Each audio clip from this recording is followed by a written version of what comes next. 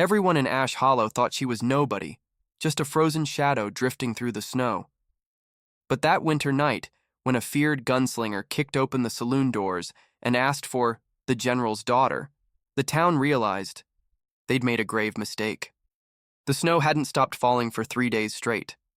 It blanketed the roofs of Ash Hollow, turned the dirt roads to white silence, and wrapped the town in a cold that crept into bone.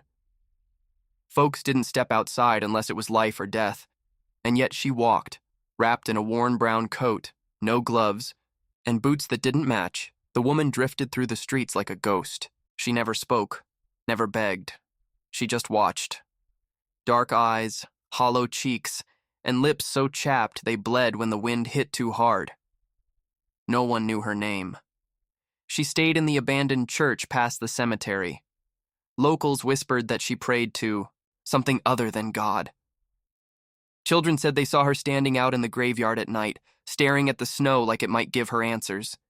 Sheriff Cole once tried to offer her help, a blanket and a few kind words. She didn't reply, just stared at him with those eyes, like she was searching his soul for something that wasn't there. Since then, they called her Snow Ghost. And then came that night, a night colder than most. The wind howled through Ash Hollow, shutters rattled, and even the horses grew restless in the stables. The saloon was half full, whiskey warming frozen throats, when it happened. The door slammed open. Snow whipped in like a storm had followed someone inside. A man stepped through, tall, silent, drenched in snow and shadows. A black duster, coat trailing behind him, boots crunching on wood, a silver revolver at his hip, a scar down his left cheek. Jonas Creed. The name hit the saloon like thunder. He was wanted in 4 states. Rumors said he once buried a sheriff with his bare hands. No one dared speak his name unless they wanted trouble. And yet, here he was, calm, cold, deadly. He looked around the room and said just one thing. "Where's the woman they call Ghost? I need to speak with the general's daughter. If you're hooked already, don't forget to hit that subscribe button. This story's just getting started, and the truth about her will leave you speechless." For a long moment, no one moved. The wind slammed the saloon door shut behind him, and all that was left was silence. And Jonas Creed's voice echoing in every man's spine, the general's daughter. Eyes darted around the room. No one spoke. A few looked toward the frosted windows, where snow still clawed against the glass like the cold had claws of its own. Bartender Sam, who'd been polishing a glass, swallowed hard. "There's a woman out by the church," he muttered. "We call her Ghost. Don't know her name. Don't know nothin'. She don't talk." Jonas turned slowly, eyes narrowing. "She's here?" Sam nodded. "Been here near 2 months. Never said a word. Showed up right before the first frost." Jonas Creed didn't reply. He simply turned and walked back out into the storm. The church stood silent at the edge of town, buried in snow, roof sagging like it carried too many forgotten prayers. Beyond it, tombstones leaned under white weight, some names washed away by time. Creed's boots cracked the ice as he walked. The snow came up to his knees. The wind fought him with every step. He reached the church and pushed the door open slowly. Creak. Inside it was dark. Dusty pews, broken altar, faint candle smoke lingering like a memory. And her. She was sitting in the front pew, motionless. Wrapped in that same brown coat, satchel beside her feet. Her head didn't turn. Her breath fogged, faintly in the air. Jonas stood there watching her. The same woman he'd last seen on a battlefield, one soaked in blood, cannon smoke, and the screams of dying men. Only then she had been wearing a white uniform coat with brass buttons and a silver insignia on her chest. And a name. Amelia Braxton, daughter of General Silas Braxton, strategist of the Confederate Ghost Squads. Presumed dead 2 years ago after the siege at Red Hollow, Jonas whispered, "Amelia." She slowly turned her head toward him, but before he could speak again, she was gone. Gone. like snow melting in your palm. The church was empty. Only her satchel remained on the pew, and carved into the wood beside it in fresh markings was a single word: run. The pew was empty. Only her satchel sat there, like it had been waiting for him. Jonas Creed didn't panic, not the way normal men did. He had seen illusions on battlefields before, mirages in smoke, blood, and fire. But this wasn't war. This was a snow-covered church, and she had vanished without a sound. He stepped forward slowly, eyes scanning the shadows, hand hovering near his revolver. He picked up the satchel. It was heavy, cold, worn. Inside, a faded leather notebook, a rusted compass with a cracked lens, and a bundle of yellowing letters tied with string. He knew that handwriting. It was General Braxton's, sharp, rigid, like the man himself. But there was something else. A map, hand-drawn. Ink blotched by water damage, but the markings were clear. Routes, coordinates, circles around places no longer on any Union map, and one word scrawled in red across the bottom: retribution. Jonas clenched his jaw. He remembered that code name. It had once referred to a mission, one so secret even high-ranking officers denied it existed. A campaign meant to wipe out entire mining settlements suspected of harboring Union deserters. The kind of mission only ghosts carried out, and Amelia, she'd led the last wave. Outside, snow swirled around the church like a shroud. Jonas stepped out slowly, scanning the tree line, the gravestones beyond, the stillness that felt too perfect. Then he saw it, a single trail of footprints. Leading away from the church toward the cliffs past the Braxton Cemetery. He followed. Meanwhile, in a hollowed-out tree a mile away, Amelia crouched with her back to the bark, breathing steady. She held her coat tight, her eyes scanning the darkness. She hadn't seen Jonas Creed in years, and she never wanted to again. He reminded her of everything she'd buried: her father, the missions, the choices. She had died once already. She had no intention of rising again. But what Jonas didn't know was that he was already part of the plan. And if he kept following her, she would have no choice but to finish what she started. Jonas Creed followed the tracks with the patience of a man used to death riding his shadow. The snow was thick, but her footsteps were deliberate, not rushed, not panicked. She wanted to be found. Or worse, she had planned for it. The trail curved past the cemetery, where crooked stones jutted out of the white earth like jagged teeth. He passed one grave that stopped him cold. Silas H. Braxton, soldier, father, patriot. He stared at the grave, wind slicing through his coat. There were no flowers, just a single bullet casing pressed into the snow at its base. He reached for it slowly. It was marked R.S. Retribution Squad. Jonas remembered the last time he saw that insignia. 3 years. Earlier, behind enemy lines. The sky was ablaze at Red Hollow. The night stank of smoke and burning flesh. Jonas had just dragged 3 wounded soldiers behind a broken cart when he heard the shot. A sniper, quick and clean. He turned and saw her, not in the tattered clothes of today, but in a crisp officer's coat, black gloves, and those piercing, unreadable eyes, Amelia Braxton. She looked through him, not at him. "You weren't supposed to be here," she'd said quietly. "Neither were you," Jonas replied, lowering his weapon.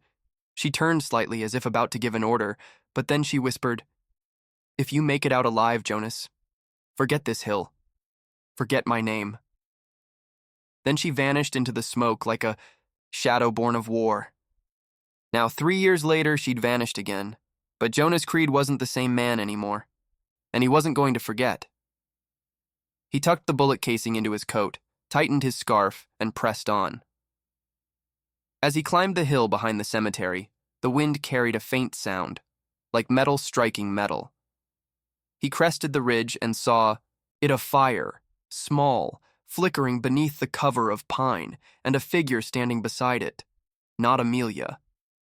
A man, ragged beard, long coat, rifle slung over his shoulder. He looked up at Jonas and smiled. I was wondering when retribution would come calling. Jonas drew his revolver.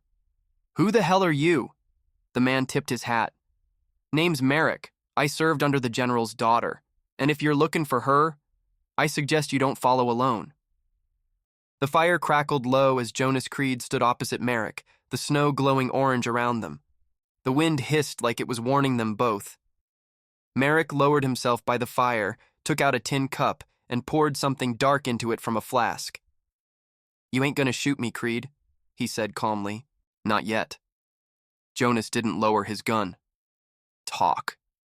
Merrick sipped slowly.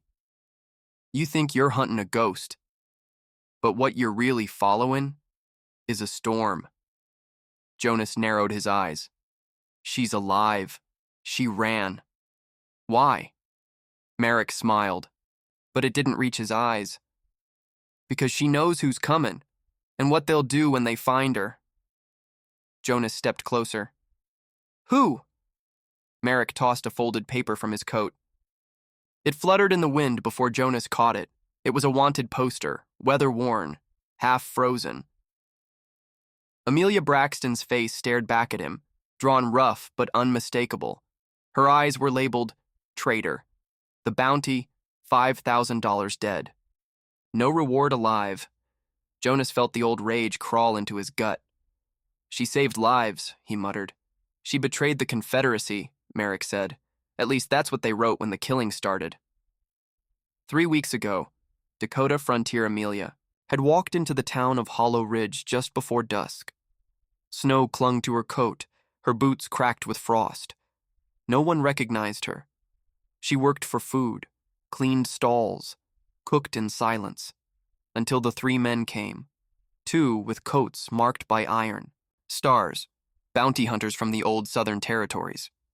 The 3rd was different.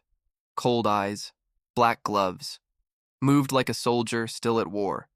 She had seen him before. He was part of Braxton's cleanup crew, the ones who made sure nothing from retribution ever saw daylight. He called himself Major Harlan Quinn. He didn't speak when he saw her that night. He just nodded once. And the next morning, she ran. Now, Merrick stared into the fire. She's hiding in the Braxton Range. There's tunnels there. Ones only she and her father ever used. Jonas holstered his revolver. She have weapons? Merrick chuckled darkly. She don't need 'em. She's got memories, plans, a map I reckon you're holding right now. Jonas tightened his grip on the satchel. You coming with me? Merrick shook his head.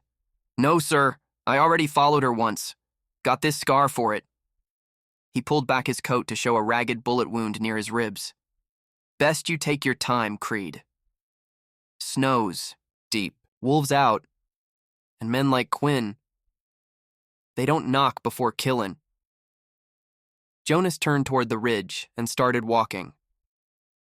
Alone.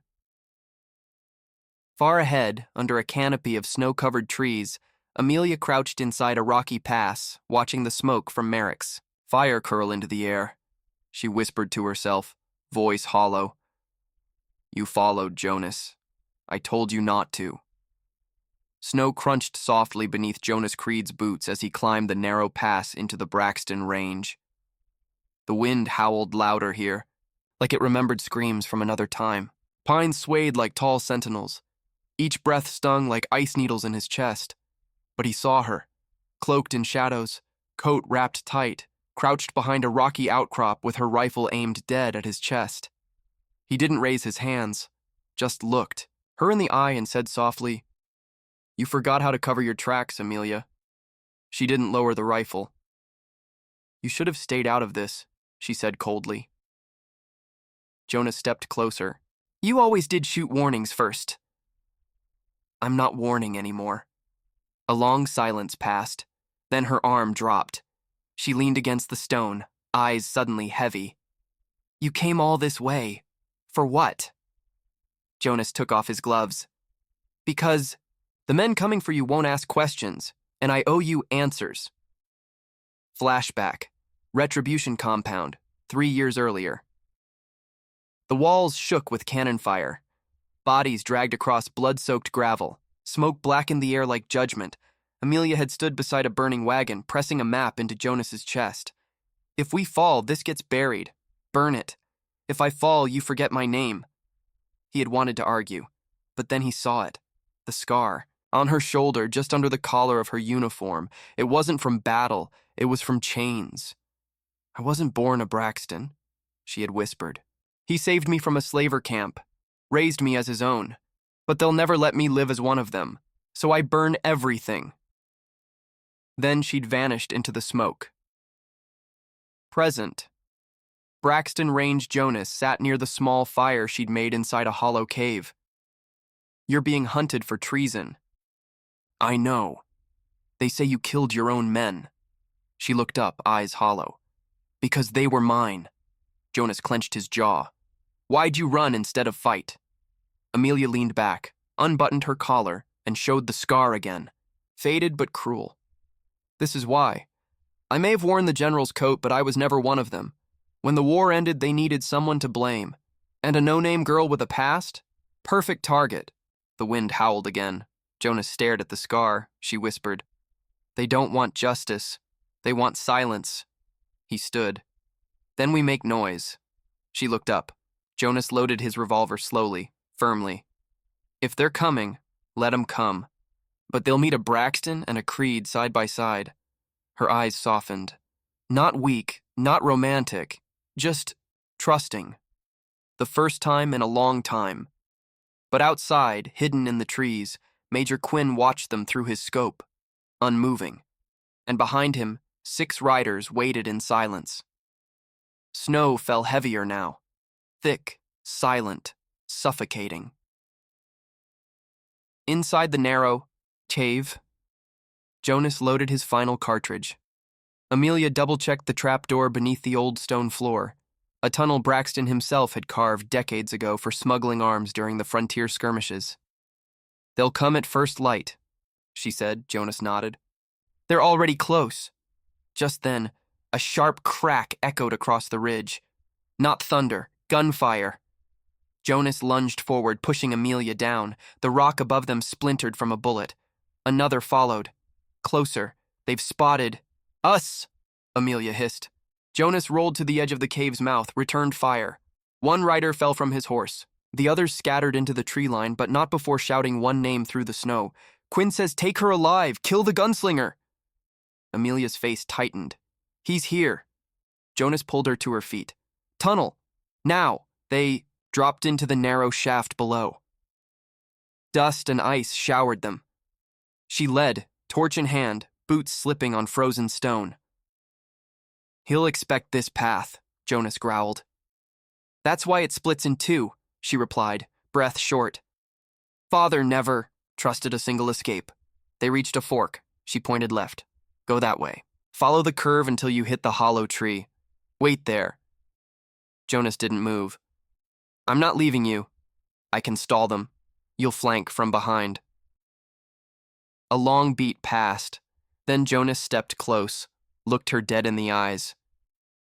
You better come out of this, Amelia Braxton, or I'll burn this whole ridge just to find your ghost.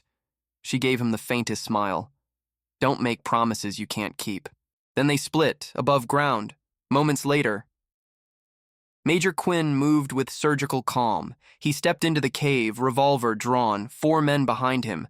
Torchlight danced across his face, pale, scarred, emotionless. She's close, he whispered. Flicker in his eyes. The dust hadn't settled yet. She dropped through here. Jonas Creed, too. He signaled to 2 men. Take the left. Kill the gunslinger. Bring me the girl. Underground, Amelia's path. She moved swiftly, ducking through. The dark, icy vein of stone and memory. Her father had built this tunnel for war. Now she used it to survive the one that never ended. But she wasn't alone. Behind her, a shadow moved, a whisper of cloth, a shift of weight. She turned sharply, rifle raised. But a fist struck her jaw. She dropped to one knee before she could react. A boot slammed her back against the wall. Quinn. He had come alone. I told them you were clever, he said, voice like gravel over bone. But all orphans break eventually. Amelia tried to reach her blade, but Quinn pressed the revolver to her ribs. You ran, General's daughter. Now, the war ends where it started. Above, in the snowstorm, Jonas reached the hollow tree. Then, he heard it. A woman's scream, muffled beneath the earth. His blood ran cold, and in that moment, the storm truly began. The scream echoed once more, then vanished, swallowed by layers of stone and snow. Jonas Creed didn't hesitate. He drew both revolvers and plunged into the second tunnel, breath shallow, boots crashing against frozen ground. The narrow path twisted violently. The torch in his left hand flickered, casting jagged shadows. Then, silence. No voices, no footsteps. Just the cold and his own heartbeat. He rounded the corner, and there they were, Amelia, pressed against the wall, blood trailing down her temple. Quinn, his gun at her ribs, calm as a man sipping tea. Drop 'em, Creed, Quinn said evenly. Or she dies. Jonas didn't blink. He stepped forward, tossed one revolver to the ground, then the second. Quinn kicked them aside. I always wondered how a mutt like you made it through the war, Quinn sneered. Turns out all bark, no bite. Amelia's voice was shaky. Don't listen to him. But Quinn backhanded her mid-sentence. Jonas's jaw clenched so hard it cracked. Quinn turned the revolver toward Jonas. She's a traitor. You're a relic. I'm the man who writes how this story ends. But as he cocked the hammer, click, nothing. Jonas tilted his head. That ain't your gun, is it? Quinn looked down, confused, then furious. Amelia smiled through bloodied lips. You always were too proud to check your weapons, Major. Then, from behind her coat, she pulled her own pistol and fired, once. The bullet struck Quinn in the chest. He staggered back, shocked, dropped to his knees. Gasping, Jonas caught Amelia as she collapsed against him, shaking from the force of it all. Is he... Jonas checked. No pulse. She exhaled, long and trembling. About time, she whispered. That man's ghost chased me long enough. Later that night, in the snow, they buried Quinn under the hollow tree. No prayers, no words. Only wind and snowfall. Amelia stared at the mound of snow-covered dirt. He wasn't after justice. He was erasing evidence. Jonas nodded. You're past. Amelia turned to him. Do you still trust me, Creed? He looked at her long and hard, then took off his coat and draped it around her. With my life. She didn't say thank you. She just stood there, finally letting her shoulders fall. A woman no longer running, no longer hiding, but far in the distance, beyond the pine trees. A shadow moved, watching. 3 days passed. The storm had calmed, but its silence was heavier than its fury ever was. Jonas and Amelia stayed in the abandoned cabin near Braxton Ridge. Firewood was low, food scarcer, but they had peace. For now. Amelia sat at the window, staring at the snow-covered hills, her fingers holding a small envelope that hadn't left her side since Quinn fell. Jonas noticed. That letter you took off him, he said from the table, reloading his revolvers. You haven't opened it. Amelia's voice was low. Because I already know what's inside. Jonas stood. You should read it. She hesitated, then tore it open. Inside was a single sheet, yellowed, ink blurred at the edges from damp. She read aloud, to Major Quinn, deliver the girl to Carson's Gulch, alive. If she resists, remind her what happened to the boy. She stopped. Her hands trembled. Jonas walked over. What boy? Her eyes filled. My brother. I thought he died in the fire. But this... She held the letter like it burned. This means someone used him. Hurt him. Jonas took the paper, read the signature at the bottom. His face darkened. Colonel Silas Vane. He looked at her. You didn't tell me he was still alive. Because he shouldn't be, she said. My father hanged him himself. Jonas looked at the fire, jaw tight. Then whoever pulled him back is playing a long game. That night, outside, a lone rider reached the ridge, wrapped in a dark coat, face hidden beneath a wide-brimmed hat. A scar ran down his throat.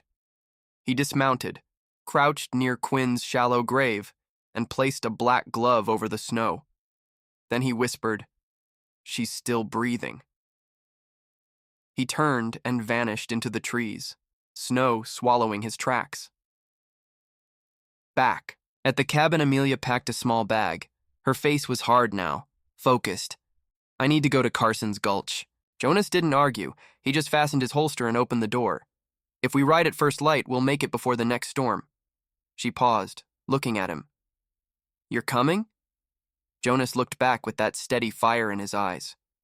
You're not just the general's daughter anymore, Amelia. A pause. You're mine to protect now. The sun hadn't risen yet. Only a thin silver glow stretched across the snow-drenched ridges. Jonas and Amelia rode in silence, two shadows cutting across the white world, breath fogging in the bitter cold. After hours, Jonas slowed his horse. This is it, Amelia frowned. There's nothing here. Exactly. They were standing on a frozen basin surrounded by pine trees, rocks, and fog, but no sign of life, no buildings, no town. Carson's Gulch was erased from maps after the ice. War, Jonas said. Not because it vanished, but because someone wanted it forgotten. Amelia's breath hitched. Then why are we going in? Jonas stared straight ahead. Because that's where the devil keeps his throne. Deep within. The hidden valley, they found it. A collection of low buildings, stone and timber, all half covered in frost. No signs, no flags. Just silence. But Jonas could feel it. Men were watching them. They tied their horses outside the largest building, a long, barn-like hall with blacked-out windows. Amelia's voice barely carried. Are we walking into a trap? Jonas nodded. Most likely. She adjusted the scarf around her face. Then let's not give them the pleasure of seeing us flinch. They stepped inside. And there he was. Colonel Silas Vane. Alive. Older, but not broken. He stood beside a fireplace that gave off no warmth. His right arm was gloved, left eye clouded, but his stance was straight as ever. I wondered how long it would take you, he said. Amelia Louise Hanover. Amelia didn't flinch. You should be dead. Vane smiled coldly. Funny, that's what your father said the day he betrayed me. Jonas stepped between them. Your war is over, Colonel. Vane's eye narrowed. Wrong. The war never ended. It just changed uniforms. He motioned to someone in the shadows. Footsteps. Then out stepped a young man. Barely 19, dirty blonde hair, blue eyes, hands trembling. Amelia's world shattered. Matthew? The boy looked scared, confused, then said something that knocked the wind from her lungs. Who are you? Amelia's breath caught in her throat. The boy standing before her had her brother's face. The same eyes. The same scar near his chin. The one he got falling from their father's old horse when he was 7. But his stare was empty. Matthew, she whispered again, stepping closer. It's me. Amy. He flinched. Colonel Vane's voice echoed behind him. The boy doesn't remember you, Miss Hanover. Memory is a fragile thing, especially when it's been conditioned. Jonas moved subtly, hand drifting toward his sidearm, but Vane raised a finger. No sudden heroics, Gunslinger. Not unless you want this boy to bleed before your eyes. Amelia clenched her fists. What did you do to him? Vane stepped forward, gloved hand resting on Matthew's shoulder like a snake curling around prey. He was just a scared child when your father left him behind in the fire. I saved him, raised him, trained him. You used him, she spat. Don't be dramatic, Vane said. I gave him purpose. Amelia turned to Matthew again. Do you remember the pine tree near the well? The night we snuck cookies from Mama's jar and blamed the dog? Do you remember? The song I used to hum when you were sick? His eyes flickered. For a moment, just a flicker, pain crossed his face.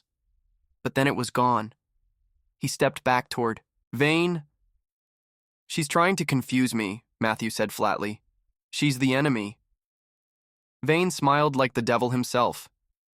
Good boy. Jonas stepped in front of Amelia, shielding her. That's enough. He looked Vane dead in the eye. You want a war? Fine, but don't hide behind children. Vane's smirk faded. Careful, Gunslinger. You of all people should know what happens when I go to war. Amelia's voice rose, soft but cutting. This isn't war anymore, Silas. It's cowardice. Vane's face twitched. Then he snapped his fingers. Two men dragged in a battered prisoner from the back. Jonas froze. It was Marshal Dobbs, bloodied, barely conscious. Since you won't play my game, Vane said, I'll raise the stakes. Marshal Dobbs hung like a rag doll between two of Vane's men, blood frozen on his collar, lips cracked from cold and fists. See what loyalty gets you? Vane sneered. He came looking for you two, rode alone, bravest man I've seen in years, also the dumbest. Amelia's stomach twisted. Dobbs was old-school law. Hard but kind. He didn't deserve this. Jonas didn't blink. Let him go. Why? Vane said, circling him like a buzzard. He's nothing to you. He's a lawman. And you're still hiding behind. Smoke and boys, you brainwashed. Vane's jaw clenched. Then suddenly, he motioned. Dobbs was thrown to the ground with a thud, still breathing, but barely. Vane leaned in close to Jonas. You think I don't remember you? You and that cursed badge. You were the one man who almost ruined everything. I should have finished it then, Jonas muttered. Amelia stepped between them. You will never win, Silas. Who said anything about winning? Vane's grin twisted. This isn't about conquest. It's about correction. Your family built lies. I'm just setting truth back in place. He turned to Matthew. Escort our guest to the holding cabin. Matthew didn't move. Did you hear me, boy? Matthew's hand twitched toward the pistol on his belt, but his eyes were locked on Amelia. Something was cracking, a memory, a sound, something deep and buried. Jonas noticed.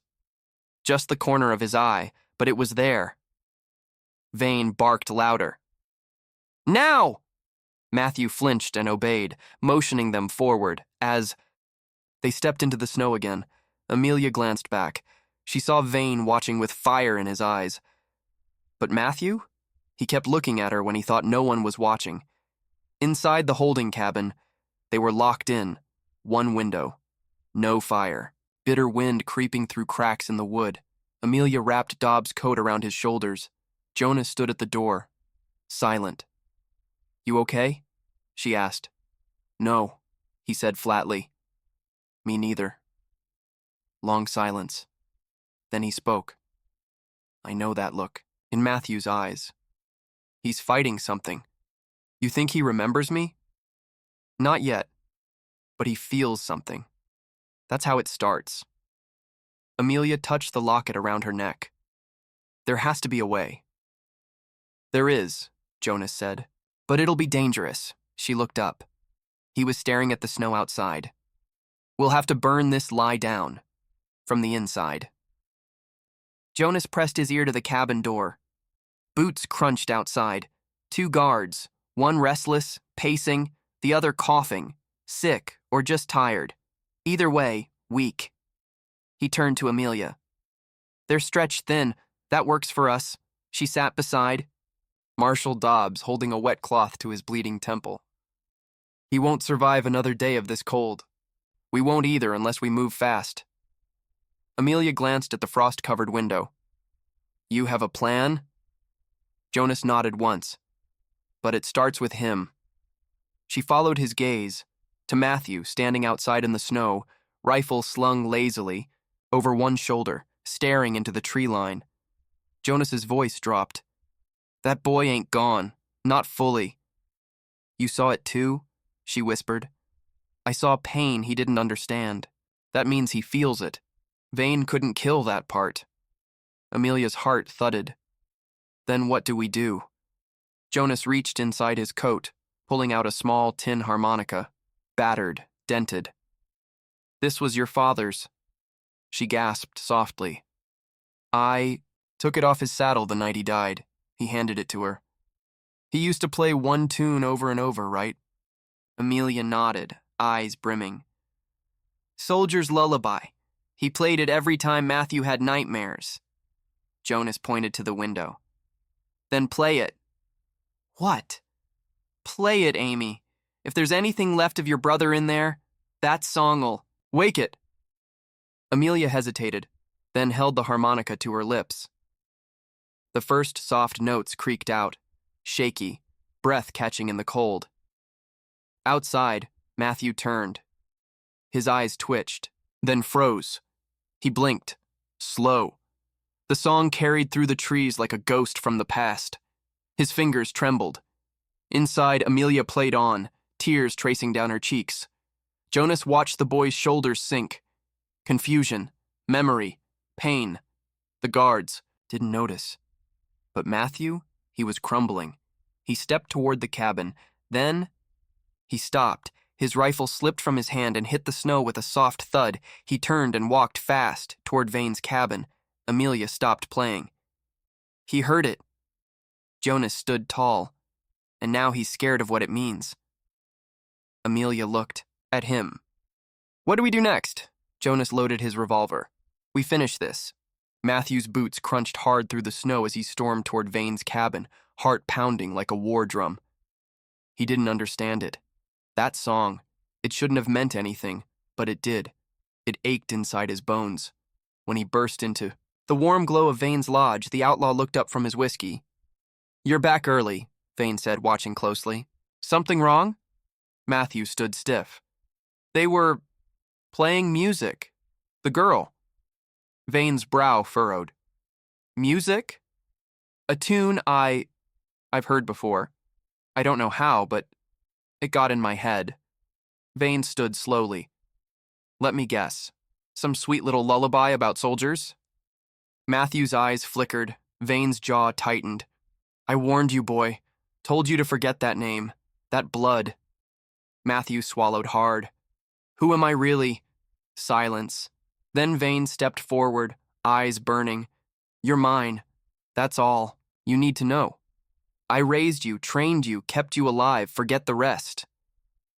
But if you had to make me forget, what was I before you came? Matthew's voice cracked. Vane's voice turned cold. Dead. You were dead. A boy in a fire, crying over a ghost of a general who let his family burn. I saved you. Matthew's breath hitched. Then Vane grabbed his collar. You want the truth? Fine. You were weak, soft. You cried for your sister in your sleep for years. So I carved that out of you. Matthew shoved him back. You lied to me. Vane's eyes narrowed. And I'll do it again. Because men like us aren't made from truth. We're built from what survives. Back in the holding cabin, Jonas watched the snowfall lighten through the window. Amelia asked, Do you think he'll help us? Jonas holstered his gun. I don't know, but even if he doesn't, Vane just got rattled. That means the edge is ours now.